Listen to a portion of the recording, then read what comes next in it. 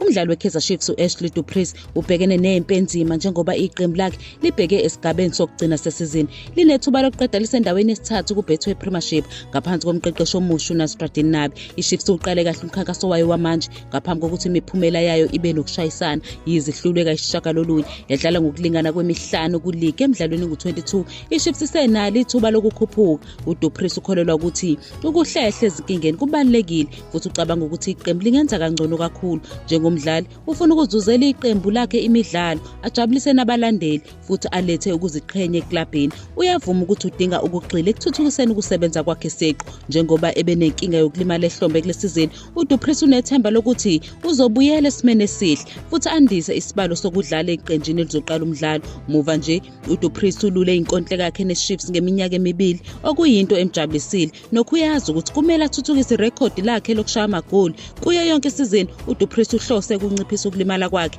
aqale kaningi futhi abambe iqhaza ekunqobeni kweqembu ngesikhathi eshaya amagoli amaningi.